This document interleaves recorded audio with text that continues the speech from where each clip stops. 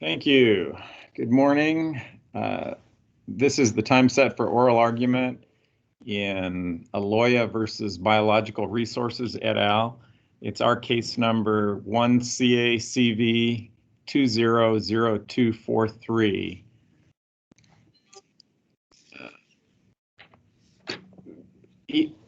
Both sides will have 20 minutes for argument, and there is a cross appeal.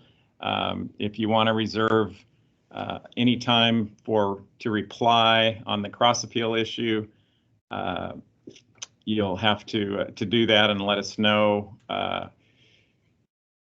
These proceedings are being recorded, and it would be helpful if you would identify yourself and your client when you begin speaking. The argument will be available on YouTube within a day or two, I think. We've read the briefs, we've conferenced this matter. I think we have a pretty good idea of the issues, but we're looking forward to hearing from you. And with that, counsel, you may begin. Thank you, Your Honor. My name is Taylor Young, and I represent the donor families, Aloia et al. In this matter, they're the plaintiffs. This case is about personal jurisdiction over a company, BRCIL, which is Biological Resource Center of Illinois, and its principals, who reached into Arizona and directed the bodies and body parts of Arizona residents to be shipped and distributed in a manner that is inconsistent with the donor consent.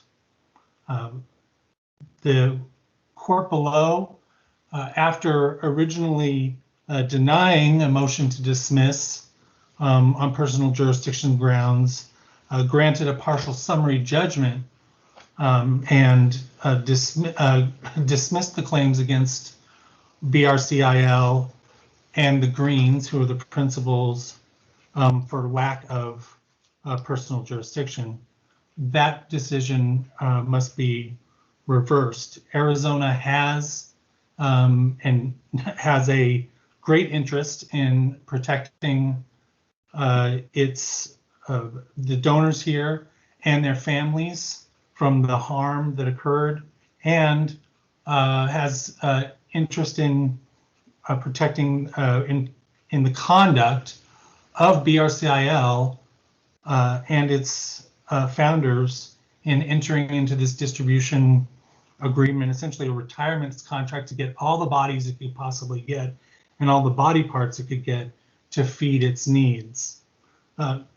Below, the court seemed to view this case as involving a sort of a arm's length transaction, but if you go through the elements of personal jurisdiction, it's very clear that each is satisfied. The court, of course, is familiar with them, but I will go through and discuss both purposeful availment and the Nexus requirement, which I think is the real key here. The reasonableness we can get to if we have time, but I think there's no serious argument about the reasonableness of hailing these defendants into Arizona to answer for their conduct. The purposeful availment requirement is designed to prevent a defendant from being hailed into an Arizona court, in this instance, based on nothing more than fortuitous, random, or accidental contact with the state. And there's nothing fortuitous, random, or accidental in this instance. BRCIL and Stephen Gore, who was the principal of BRC Arizona, which is the Phoenix facility, had a long and close business relationship. They were in discussions early on. BRCIL characterized its relationship with BRCAZ as a partnership. Excuse me. They had a joint website in which they jointly advertised their services. And BRCIL characterized it. Is that something that the plaintiffs relied on? Any of the representations by BRC Illinois?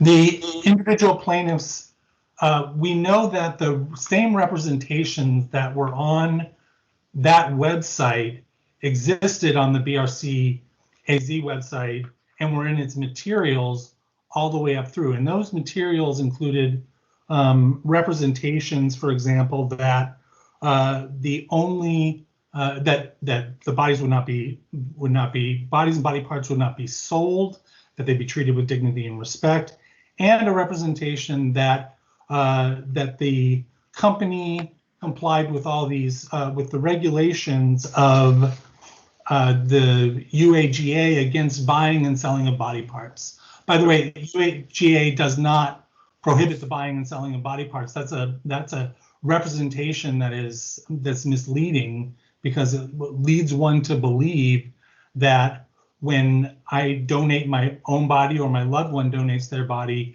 that it's a purely non-profit, not-for-profit exercise where those parts or bodies are going specifically to medical research or education.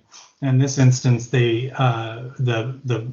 number of uses of end uses of some of these body parts for our clients is horrific. But we don't need to go into that right now. But why isn't that a claim against BRC in Arizona? Why does that? How does that connect to the Illinois defendants? Because what the Illinois defendants are doing is they've entered into essentially a requirements contract. They when this relationship started out, what BRCIL said was, Stephen Gore, you've got some experience in tissue donation. That experience actually is problematic because that was through the Donor Network of Arizona, which is a living issue, but nonetheless, but you don't have good contacts in distribution. Let us do distribution. You get us all the bodies we can get and supply all of our needs, and we will place those and distribute those bodies out. So it is, so they're, the claims here aren't just limited purely to, in terms of that representation, they get us all the bodies that you can get us. Is there some evidence in the record cited in the summary judgment response suggesting that those communications indicated a support for and encouragement for misrepresentations by the Arizona branch? Is there something that is in the record that you can identify for us that shows that the Illinois company either encouraged or caused there to be misrepresentations by the Arizona? They had knowledge of the misrepresentations in the sense that they had knowledge of what was on the website that they had published, those exact same representations about the use, and they knew the uses to which they were putting the bodies and body parts, because they were directing those bodies and body parts to be shipped out. One of the things, the most important thing, I think, one of the most important things is the representation that your body part will never be sold. And that's exactly what they were doing. They were marking up for profit these parts. And so that representation is originally on the website. They had knowledge of it, and they were the ones who were directing a use by marking up for profit the parts and parts list that Gore had. The Gore was already out there starting. So, counsel, let me get back to questions that my colleagues have asked. What evidence, and again, we're at summary judgment at this stage, right? So a fully developed factual record. What evidence, if any, is there that plaintiffs relied on the involvement of BRCIL or representations made by BRCIL? There's nothing, there was, I would agree that the record doesn't have evidence that there was a direct communication between BRCIL and the plaintiffs, the specific plaintiff donors in this case. But what BRCIL was doing was again, had entered into a distribution requirements contract where they were basically causing and supporting the efforts of Stephen Gore and BRCAZ in developing this business. And not only they had a joint website, they characterized themselves as partners. Green Jr. Communicated to Gore and said, "I've been trying to build our businesses jointly for the past 6 years." So they were in operation to build up the business together. And is there some evidence though that BRC Illinois said do this by misleading the donors as to what the use of how the bodies will be used? Well, again, there is evidence that, for example, BRCIL sent Gore a standard operating procedures manual that they had developed up, and sent that to him in 2013 and said, here's a operations manual for you that'll help us get certified. You should get certified too. So they were involved, and they were also aware of complaints about things. So, for example, there's in the record there's a reference to there's testimony about a tagging issue where one of the bodies had not been appropriately tagged, and Green emailed Gore and says, "Do your people even care? We're getting complaints from the end user that this body wasn't tagged appropriately. We don't know if it's diseased or any of those things. Do your people even care?" So they were engaged in the quality control of the business as well, and had notice and awareness that there were problems at this facility. Certainly enough to survive summary judgment. Well, let me ask just kind of a hypo. Let's say I decide to buy a car in Illinois, and I buy a whole bunch of cars from somebody in Illinois, and it turns out they're stealing the cars and they're selling them to me. Am I subject to personal jurisdiction in Illinois from based on my purchase of stolen cars? But if I don't know that they're being stolen. In terms of the knowledge, it's not quite clear. Again, we have the Greens visiting the Phoenix facility several times. So multiple times a year coming into Phoenix. But I'm going to Illinois. I'm going to Illinois twice a month to buy cars. But that's what I'm looking for in the response to the motion for summary judgment, the statement of facts. If you could highlight which of those do you think gets you closest to BRC Illinois is aware of wrongdoing, and somehow which of the facts in the response to the summary judgment motion get you, other than they're doing business, like I'm doing business by buying cars in Illinois. I don't think that's enough to assert personal jurisdiction if I don't know what's going on and encourage it in some way. Well, again, here the whole function of the business is about profit, and I think that's the fundamental misconception. Let me change your hypo. I know judges love it when you change the hypo on them, but let me change the hypo on you for a minute. You're saying get a bunch of cars that are donated, right? And donated for nonprofit purposes, and give them to me, and I will sell them for profit. That's what we have going on here.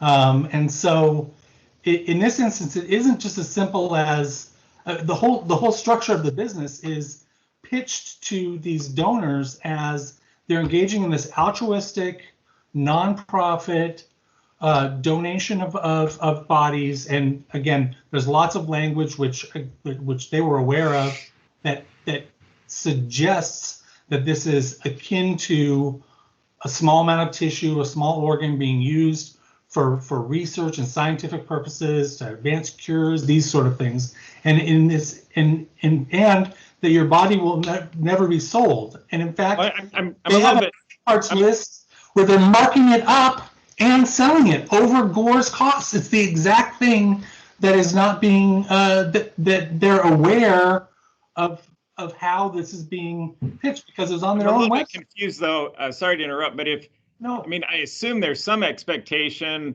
that the bodies are transported somewhere there's a cost involved with that. Why would someone is going to be making some money? I assume that's the business they're in. The donor doesn't take the body directly to the research lab, so I'm not necessarily understanding why the fact that there's a cost involved in getting the body from one place to where it's going to be used is necessarily turns that into a for-profit. Businesses are for-profit. That's presumably, we don't expect them to, it's not a service project on their end. We would expect them to make some money. What's wrong with that? But that's not what my plaintiffs, my clients understood. I'm looking at the clock. That's not how it was represented to them when they were signing up to donate the bodies. They thought it was. But again, do you have, is there something that BRC purposes. Illinois is telling BRC Arizona to do that? No, but they're aware that BRC Arizona is out there representing, for example, the bodies won't be marked up and sold, or won't be, your body part will never be sold. It's a representation. And in fact, that is the exact activity that they're engaging in, because BRCAZ, and there's testimony they're aware of this, that BRCIL is aware of this. BRCAZ, this is in the briefs, is marking up its costs. And by the way, its cost sheet is not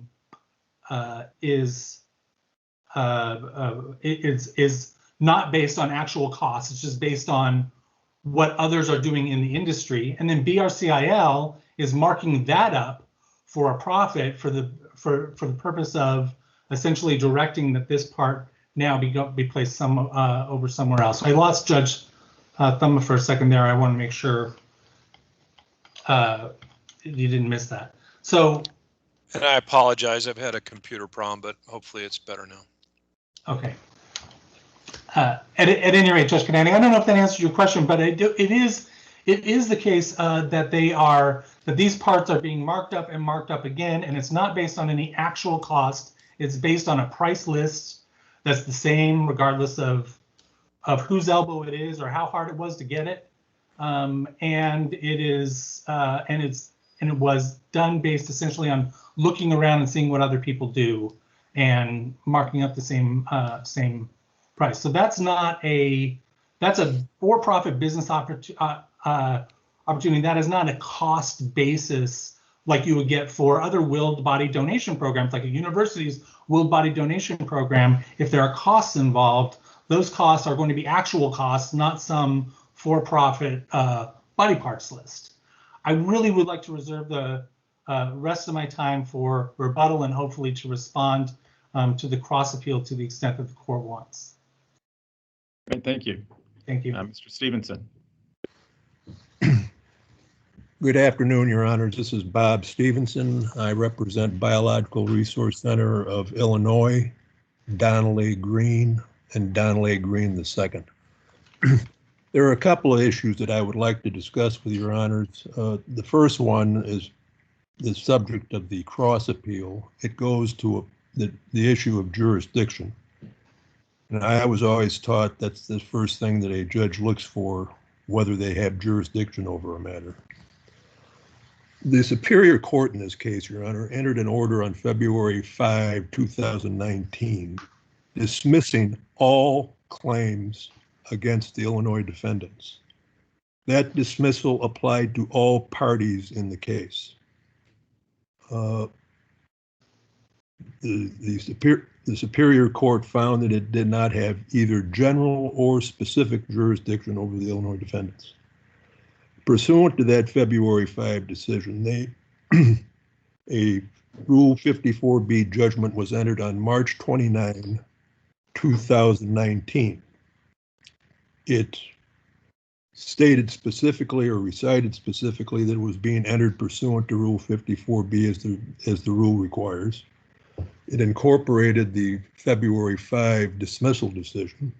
It dismissed the Illinois defendants with prejudice, And then it specifically stated that the judgment related to all the claims between the parties and that there were no remaining claims to be decided.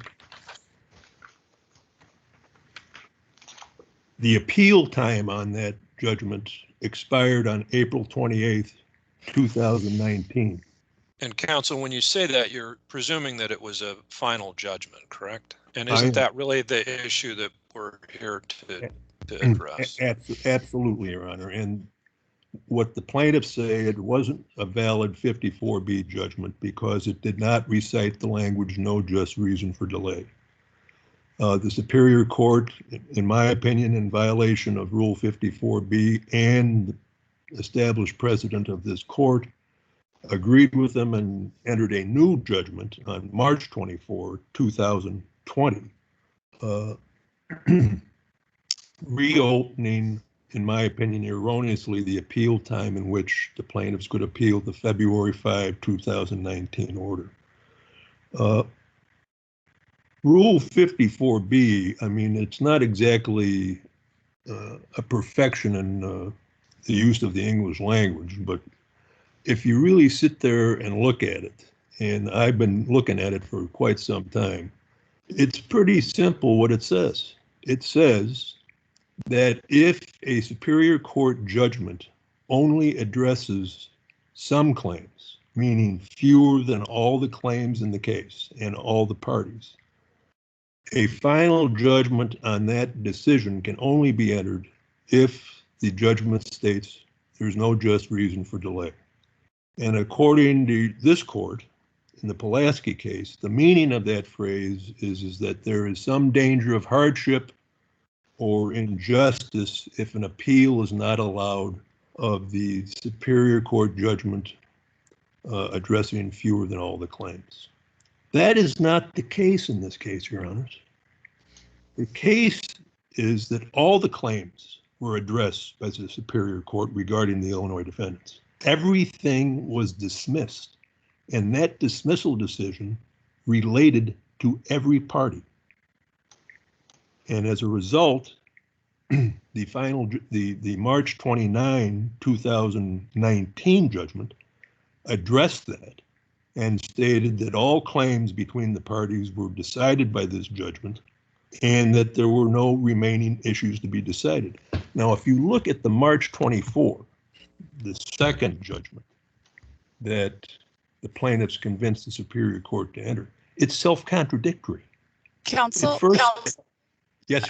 with regard to the 2019 language, I guess what I'm having trouble with is that the rule says that there must be an express determination. And if we accept your argument, aren't we either ignoring or writing out that language from the rule?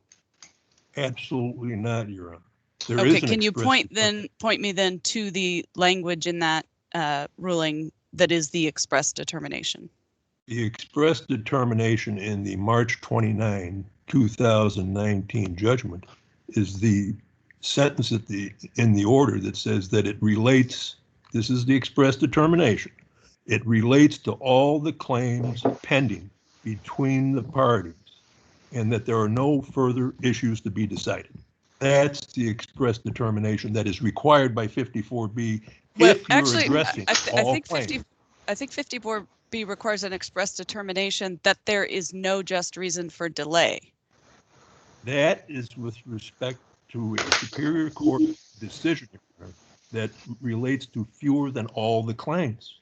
If all the claims are in essence decided, no just reason for delay doesn't communicate anything, because as I said, this court has said what it means is that there is some danger or hardship, or there's danger of hardship or injustice if in fact the judgment deciding fewer than all the claims will not be heard on appeal. That is not an issue in this case, Your Honor. All the claims were decided by the Superior Court on February 5, 2019, and the judgment specifically states that. There is no reason to use no just reason for delay. And as I said, if you look at the March 24 order, it contradicts itself. It says no just reason for delay, which means that the judgment addresses fewer than all the claims and the parties in the case, which is not true. And then it says there are no remaining issues to be decided. That is directly contradicts no just reason for delay as it's defined by this court.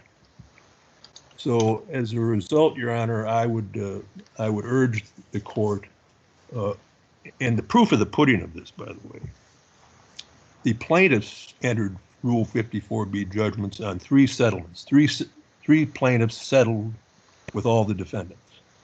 And those settlements addressed all the claims between those particular settling plaintiffs and all the defendants. The 54B judgments entered by and drafted by the plaintiffs do not contain the language no just reason for delay. And the reason why they don't is the very reason what I've just said, because they addressed all the claims. And those are at items 589, 590, and 591 in the electronic record. So enough on jurisdiction. Let's go to the merits. The plaintiffs want this court to overturn the Superior Court's jurisdictional decision. In doing so, they misstate the law in specific jurisdiction because that was the basis of his opinion. He granted the dismissal decision both for a lack of general jurisdiction and specific jurisdiction. The plaintiffs did not appeal his decision on general jurisdiction. So we must accept the fact that they believe the judge in dismissing it for a lack of general jurisdiction was correct. So we're only looking at specific jurisdiction. What they try to do is they want to rewrite the law of specific jurisdiction as handed down to us in the Walden case and in this court's opinion in Williams. They cite Scott versus Kemp. And what they say in their opening brief is that Scott versus Kemp expands the test for specific jurisdiction, that it does not require a nexus between the defendant's conduct and the plaintiff's litigation in the forum state. That's what they represent Kemp to hold. It does not, and your honors know it does not. It specifically and exhaustingly and painstakingly reaffirms the requirement that you must establish a nexus between the defendant's conduct in the forum state and the litigation pending in the forum state. And indeed, the court in Kemp, not once, not twice, not 3 times, not 4 times, but 5 times, emphasized the fact that you must establish a nexus. And they said in Kemp that the defendants, the out-of-state defendants in Kemp, Kemp was a wrongful death action arising out of injuries from long-term nursing facilities.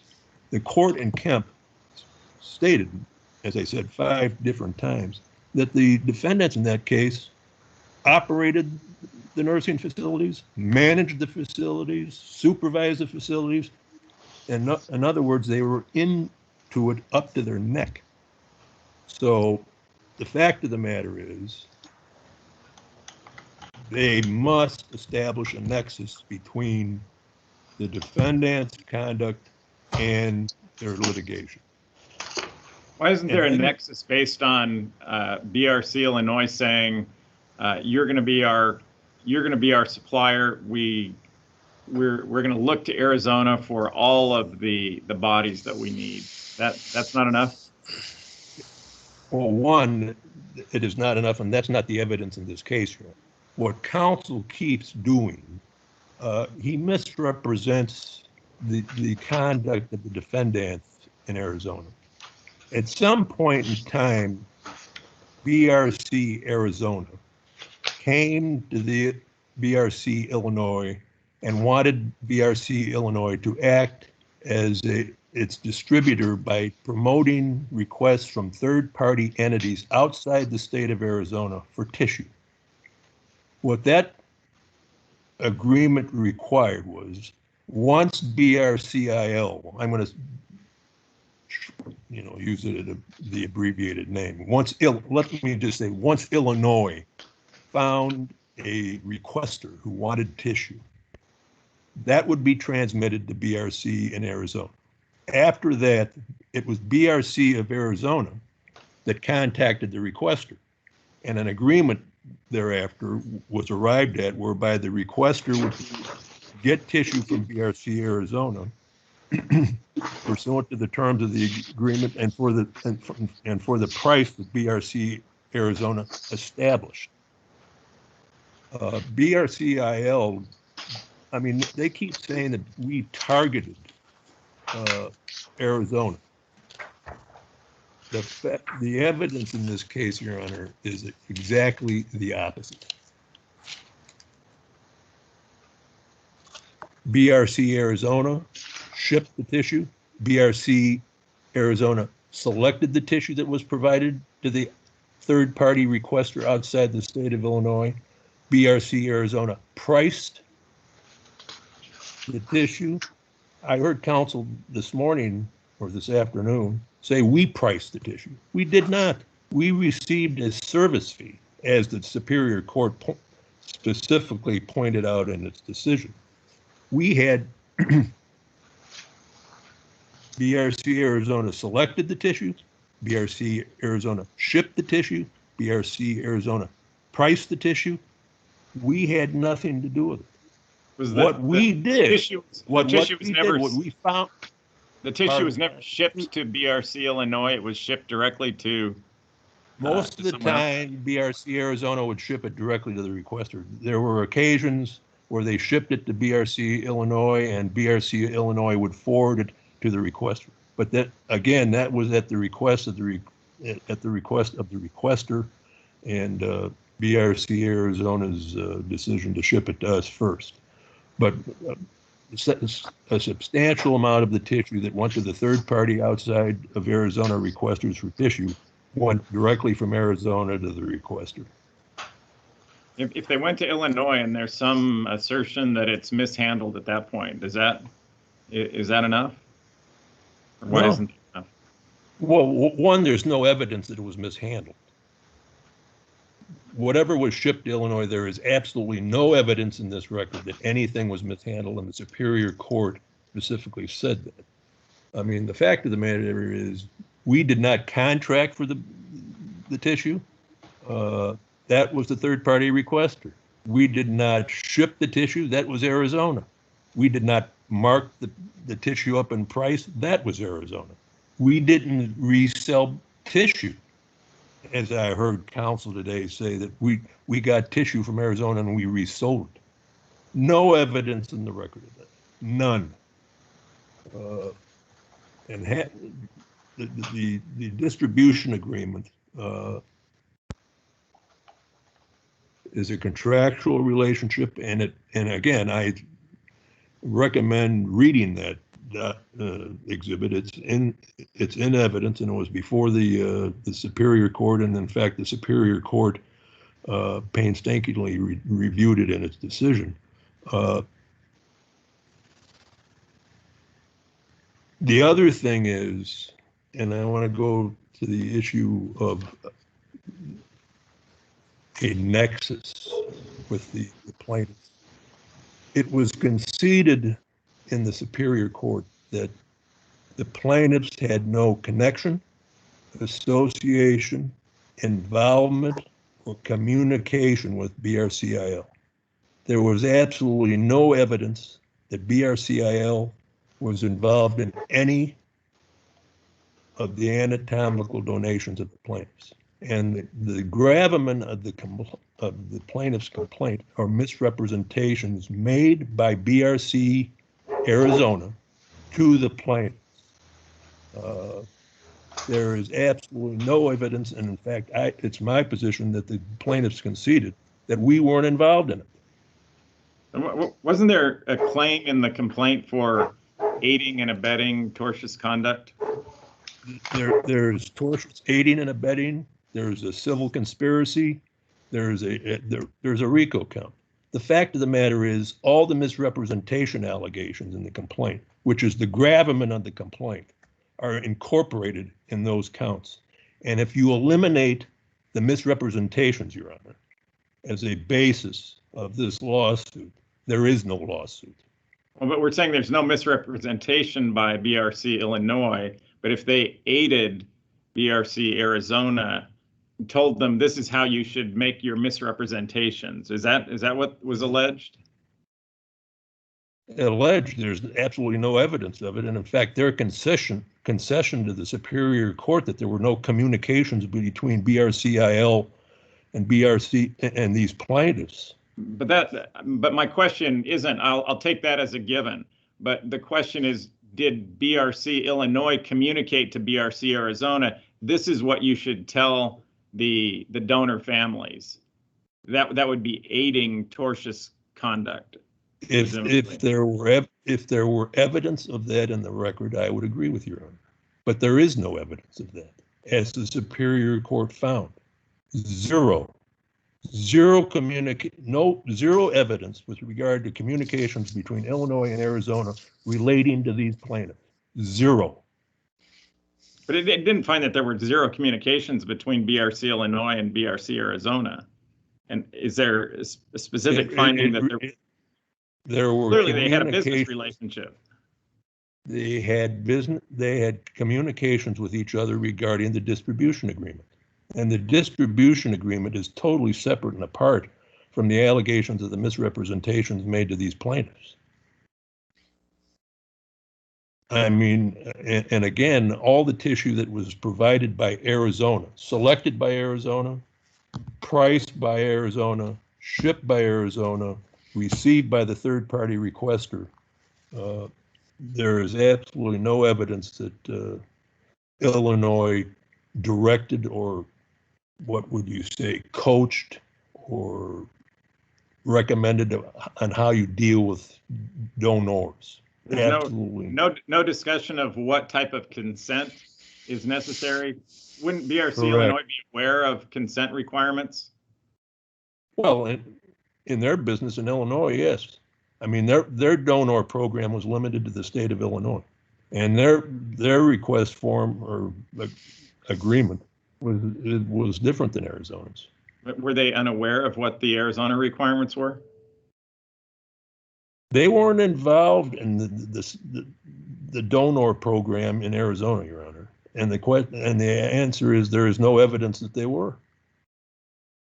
And the Superior Court so found.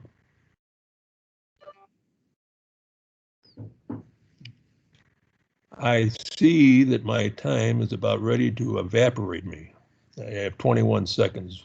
Unless any of Your Honors have any further questions, I'll rest my argument and provide it to Mr. Young for whatever comments he has. Thank you very much, Your Honors. Appreciate it. Thank you, Mr. I've Young. lost all the I've lost all the judges except Judge Catani. Oh, there's Judge Perkins. She came back.